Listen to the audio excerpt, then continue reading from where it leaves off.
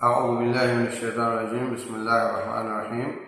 قال الله سبحانه وتعالى: ألف لام ميم أحسب الناس أن يتركوا أن يقولوا آمنا وهم لا يفتنون ولقد فتنا الذين من قبلهم فليعلمن الله الذين صدقوا وليعلمن الكاذبين. کیا آپ نے یہ گمان کیا ہے کہ ہم آمنا کہیں گے، اللہ پر ایمان لائے تو آپ کو آزمایا نہیں جائے گا؟ کیا مومنوں نے یہ گمان کیا ہے؟ ہم نے ان سے پہلے لوگوں کو بھی آزمایا تھا، اور اللہ یہ یقیناً جاننا چاہتا ہے کہ تمہیں سچ بولنے والے کو سچے کون کون سے ہیں، اور اللہ یقیناً جاننا چاہتا ہے کہ تم میں جھوٹے کون سے ہیں۔ تو اس آیت میں اللہ تبارک و تعالیٰ نے ایک تو یہ فرمایا کہ ایمان کا دعویٰ کرنے والوں پر آزمائش ضرور رہے گی، اور دوسرا یہ کہ وہ اس وقت تک باقی رہے گی جب تک کھرے کھوٹے کی پہچان نہ ہو جائے۔ تو ہمیشہ ایسا ہی ہوتا ہے۔ رسول اللہ صلی اللہ علیہ وسلم مکہ میں تشریف فرما ہے، آپ کے ساتھیوں کو تپتے صحراؤں میں گھسیٹا جاتا اور بعد کو شہید کیا جاتا ہے۔ آ کر کے شکایت کرتے ہیں: اے اللہ کے رسول علیہ الصلوۃ والسلام، اما تری ما نحن فیہ، آپ جانتے نہیں کہ ہماری کیا حالت ہو رہی ہے؟ الا تستنصر لنا، آپ رب سے مدد کیوں نہیں طلب کر لیتے؟ الا تدعو لنا، آپ دعا کیوں نہیں کر دیتے؟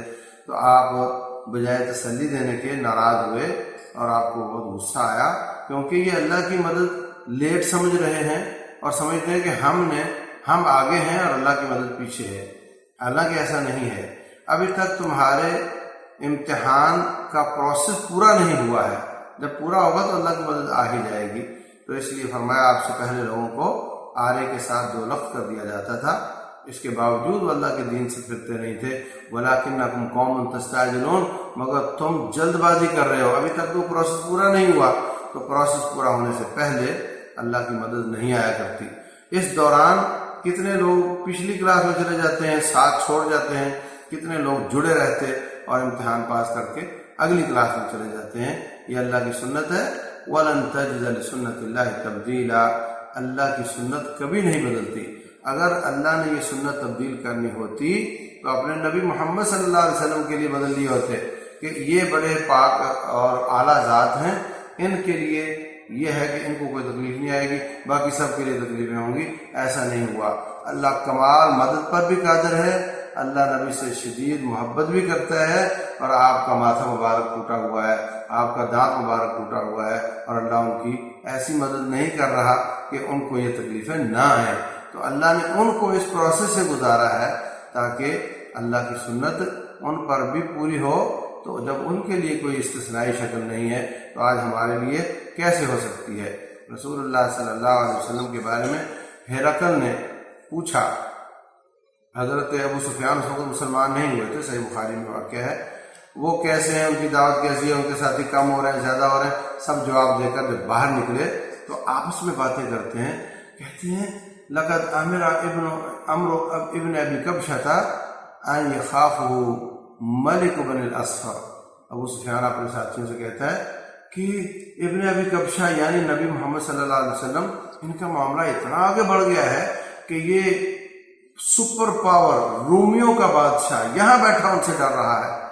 تو میں اس بات پر کیوں خوش نہ ہوں کہ ٹرمپ نے ٹویٹ کر کے یہ خوشی کا اظہار کیا ہے کہ ہمارے دباؤ کی وجہ سے ان کو پکڑا گیا ہے، گویا وہ وہاں بیٹھا ان سے ڈر رہا ہے۔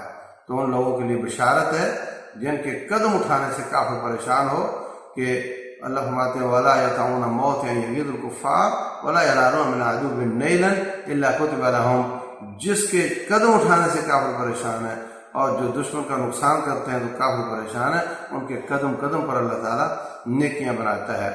آج ہمیں یہ دیکھنے کی زیادہ پریشان ہونے کی ضرورت نہیں کہ ہمارا کتنا نقصان ہوا ہے، ہمیں اس بات کو انجوائے کرنا چاہیے کہ ہم نے ان کا کتنا نقصان کیا ہے۔ اور اگر آج ہم پر تکلیف آئی ہے، ان تکونوا تعلمون فانہم یعلمون کما تعلمون، اگر تمہیں تکلیف آئی ہے تو ان کو بھی تو آئی ہے۔ وترجون من اللہ ما لا یرجون، اور تم اللہ سے امید رکھتے ہو اجر و ثواب کی، جنت کی، اور ان کو کوئی امید نہیں ہے۔ ان کی دنیا بھی گئی، ان کی آخرت بھی گئی۔ آپ کی دنیا کمزور ہوئی ہے تو آپ کے لیے آخرت کے وعدے ہیں اللہ تبارک و تعالیٰ کی طرف سے، اس لیے پریشانی کی ضرورت نہیں۔ یہ اللہ کی سنت ہے۔ ان اللہ اذا احب قوما ابتلاهم، اللہ جب کسی قوم سے محبت کرتا ہے تو ان کو آزمائش میں ڈالتا ہے، اور اس کے بعد عمر رضی فلہ رضا، جو اللہ کی رضا پر راضی ہو اللہ اس پر راضی ہو جاتا ہے، جو اللہ پر ناراض ہو شکایت کرے اللہ اس کے اوپر ناراض ہو جاتا ہے۔ تو ہمیں اس موقع کو نہایت احتیاط کے ساتھ گزارنا ہے، جڑے رہنا ہے اور اپنی اصلاح کرنی ہے۔ ہمیں باہر کے تیروں کا کوئی خطرہ نہیں ہے کہ وہ ہمیں توڑ دیں گے، ہمیں خطرہ اندر کے اپنی بدعمالیوں کے تیر، اپنی ناچاکیوں کے، ناراضگیوں کے تیر، یہ ہمیں پریشان کر سکتے ہیں۔ تو ہمیں آپس میں محبت قائم کرنی ہے، نفرتوں کو ختم کرنا ہے اور امیر کے ساتھ جڑا رہنا ہے اور اپنے گناہوں کی اصلاح کرنی ہے، توبہ کرنی ہے، اپنی کمزوریوں کو دور کرنا ہے، تو پھر انشاءاللہ نتیجے اللہ کے ہاتھ میں ہیں۔ ان اللہ لا یضیع اجر المحسنین، اللہ تعالیٰ احسن طریقے سے نیکی کرنے والوں کی نیکیاں ضائع نہیں کرتا۔ اللہ ہزاروں شہداء کا خون ضائع نہیں کرے گا، اللہ ہماری نیکیاں بھی اور ہمیں بھی ضائع نہیں کرے گا، بشرط یہ کہ ہم اپنے آپ کو سنبھالیں، اللہ کے ساتھ جڑے رہیں۔ وَإِن تَصْبِرُوا وَتَتَّقُوا لَا يَضُرُّكُمْ كَيْدُهُمْ شَيْئًا، اگر تم ڈٹے رہے، اللہ سے تعلق ٹھیک رکھا، تو دنیا ساری کائنات اکٹھی ہو جائے آپ کا بال بھی بیکا نہیں کر سکتی۔ اللہ تعالیٰ عمل کی توفیق۔